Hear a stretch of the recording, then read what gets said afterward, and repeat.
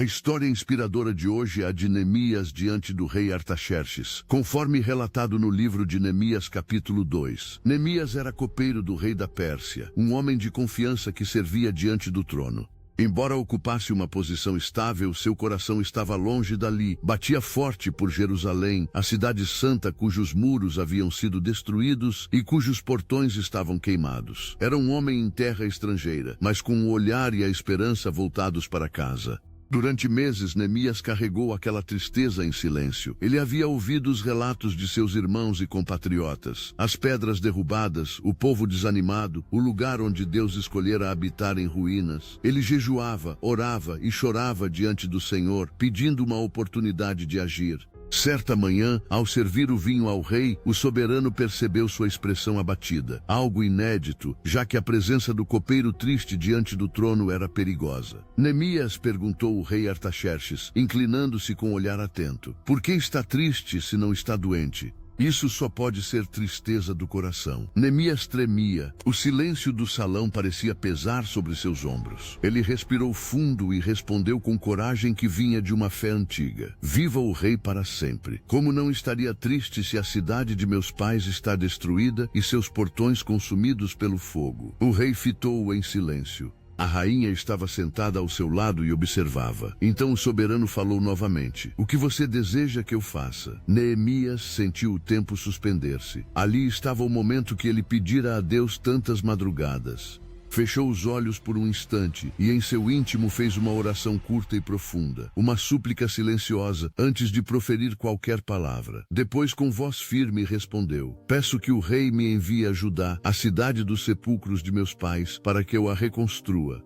O rei o observou por um instante e em tom grave perguntou: "Quanto tempo levará? Quando voltará?" Neemias apresentou-lhe o plano com cuidado. Ele não falava com presunção, mas com fé e prudência. O rei consentiu. E mais, deu-lhe cartas para os governadores das províncias do Eufrates, garantindo passagem segura, e ordens ao responsável pelas florestas reais para que lhe concedesse madeira para os portões e as muralhas. Ao sair do palácio, o coração de Neemias pulsava com força. Deus havia aberto as portas diante dele. Aquele que estava longe de Jerusalém agora partia com a bênção do maior império da época. Ele montou sua caravana e viajou por regiões áridas, atravessando desertos e vales, guiado pela mão invisível do Senhor.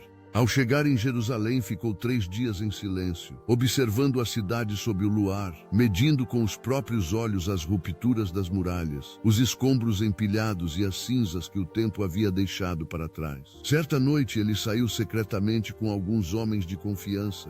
Montado sobre seu animal, percorria o perímetro das ruínas, a lua lançando sombras entre as pedras quebradas. O silêncio era cortado apenas pelo som dos passos e das correntes de ar que sussurravam entre os portões caídos. Um de seus companheiros murmurou: "Isso é demais para nós. Como poderemos reconstruir algo assim?" Neemias respondeu com um brilho no olhar: "O Deus dos céus é quem nos fará prosperar. Não é pela nossa força, mas por Ele." No amanhecer seguinte, Neemias reuniu os líderes, sacerdotes e povo. Seu rosto, outrora abatido, agora irradia propósito. "Vede o estado em que estamos", disse com voz que ressoava entre os escombros. "Jerusalém está em ruínas e suas portas queimadas. Vinde, reconstruamos o muro para não sermos mais desprezados."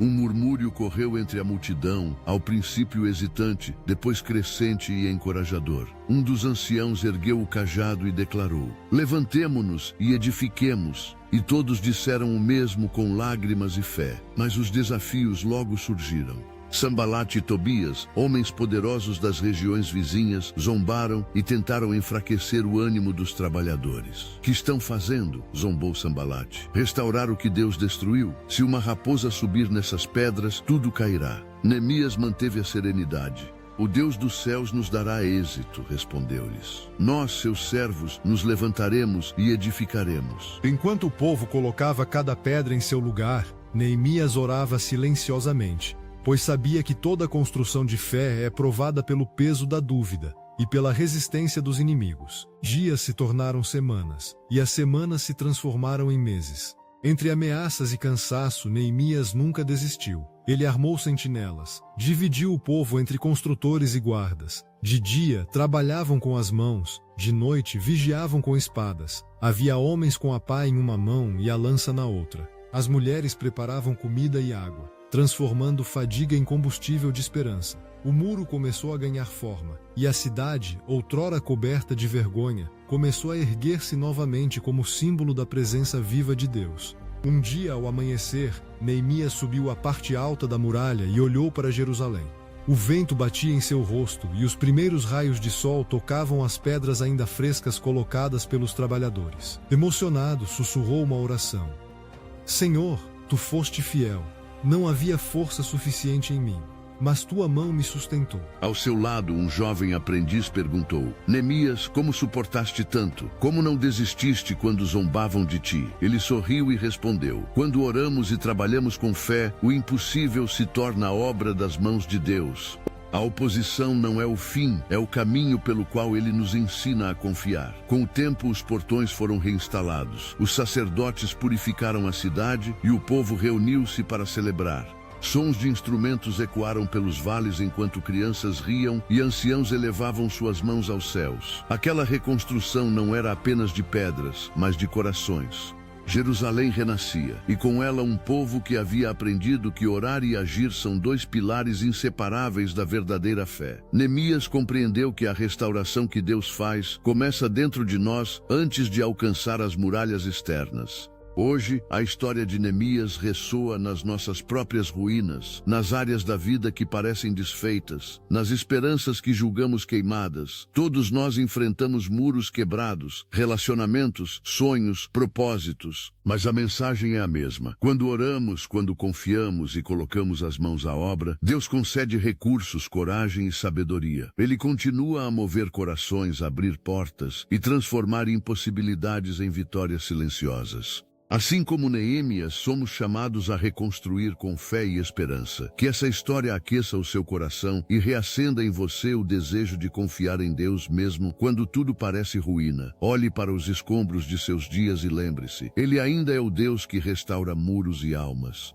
Se você gostou, curta e compartilhe esta mensagem para que mais pessoas encontrem coragem em meio às suas reconstruções.